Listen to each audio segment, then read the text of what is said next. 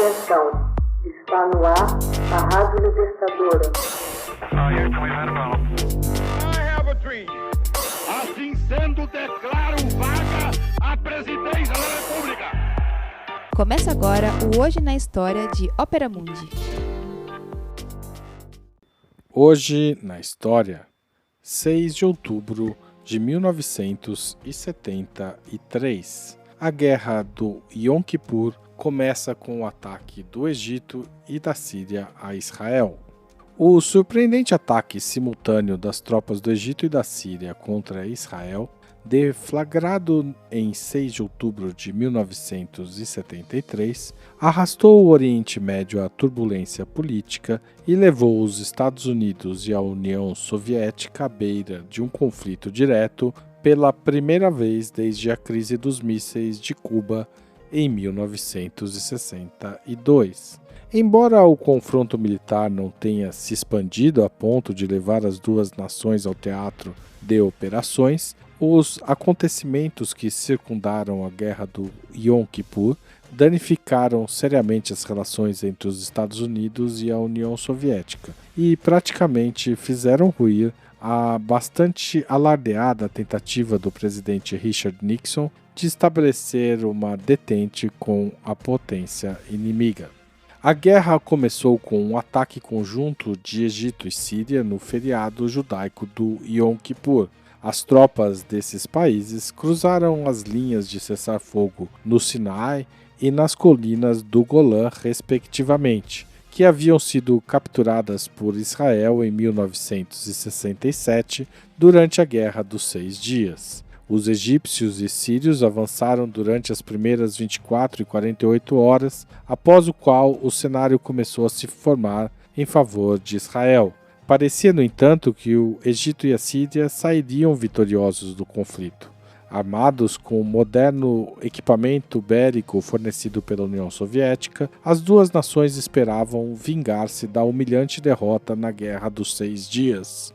Israel, apanhado desprevenido, vacilou inicialmente no combate em duas frentes de batalha. Porém, seus contra-ataques violentos, ajudados por maciça assistência militar norte-americana e também pela desorganização em meio às tropas egípcias e sírias, viraram o jogo. Na segunda semana de guerra, os sírios foram empurrados completamente para fora das colinas, estrategicamente importantes do Golã. Com as forças egípcias ocorreu algo pior. Elas foram forçadas a recuar através do deserto do Sinai ao sul. Os israelenses atacaram enfiando uma cunha entre os dois exércitos egípcios invasores. Cruzaram o canal de Suez, onde se situava a velha linha de cessar-fogo, e cercaram totalmente os milhares de homens do terceiro exército egípcio, justamente quando o cessar-fogo das Nações Unidas entrou em vigor. Após febris negociações, o secretário de Estado norte-americano Henry Kissinger, junto com diplomatas soviéticos, conseguiram finalmente estabelecer um cessar-fogo, ainda que frágil. Quando ficou claro que Israel não levantaria o cerco às tropas egípcias, privadas do fornecimento logístico de comida e medicamentos, os soviéticos ameaçaram agir unilateralmente para socorrer seus aliados.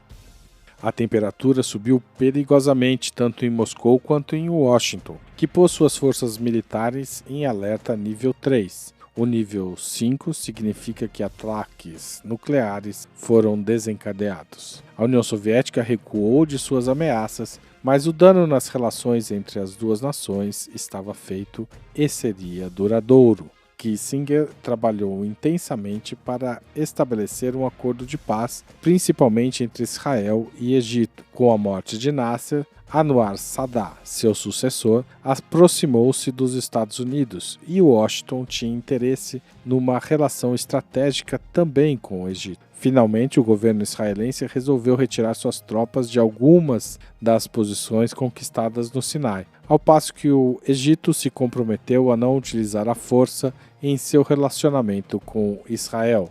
A Síria, por seu lado, aceitou relutante o plano de paz, porém permaneceu inflexível na oposição à existência do Estado de Israel.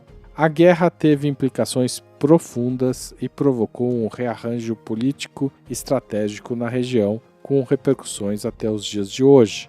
O mundo árabe, que havia sido humilhado pela catastrófica derrota da aliança egípcio-síria-jordaniana durante a Guerra dos 6 Dias, sentiu-se psicologicamente vingado por seu momento de vitórias no início do conflito, apesar do resultado final. Hoje na história, texto original de Max Altman, locução Haroldo Cerávulo, gravação Michele Coelho, edição Laila Manoeli.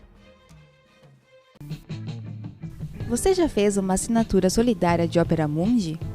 Com 60 centavos por dia, você ajuda a manter a imprensa independente e combativa.